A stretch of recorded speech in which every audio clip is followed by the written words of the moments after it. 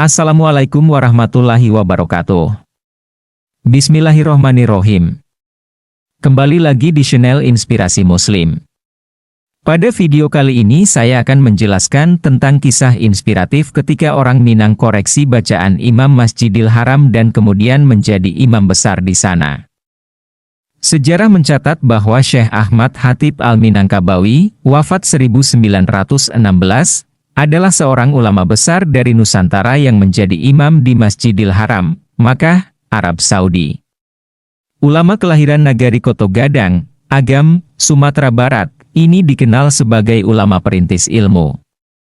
Hal ini karena ia berhasil mendidik murid-murid yang kemudian menjadi penggerak perubahan di tengah umat. Di antara santri-santrinya di Makkah adalah Muhammad Darwisi, yang dikenal sebagai Kiai Haji Ahmad Dahlan, dan Kiai Haji Hashim Asy'ari.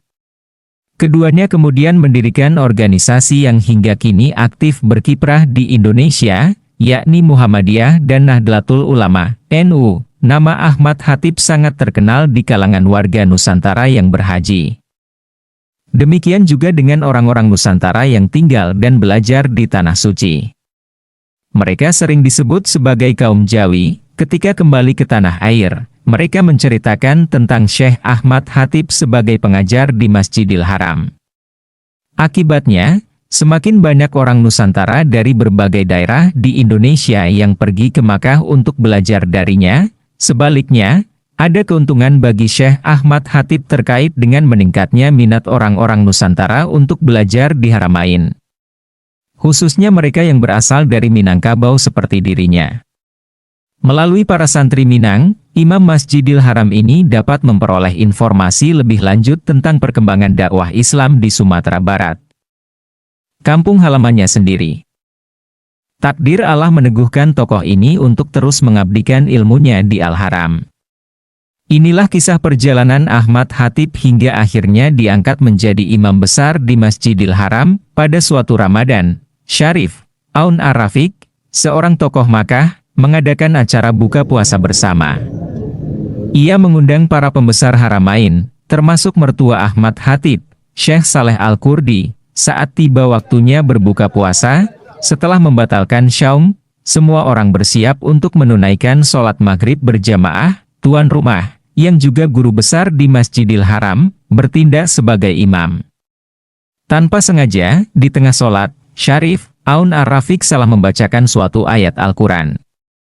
Ahmad Khatib muda, yang berjamaah di belakangnya, spontan membetulkan bacaan tersebut. Setelah sholat maghrib, para hadirin merasa heran. Sebab, seorang tokoh sekaliber Syarif Ar-Rafiq dikoreksi oleh seorang Jawi yang baru mengajar di Al-Haram.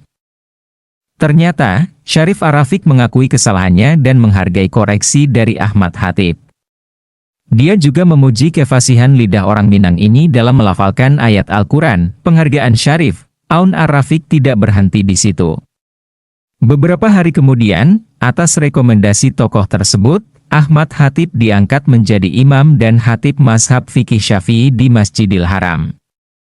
Sejak saat itu, pada usia 38 tahun, Ahmad Khatib berhak menyandang julukan Syekh.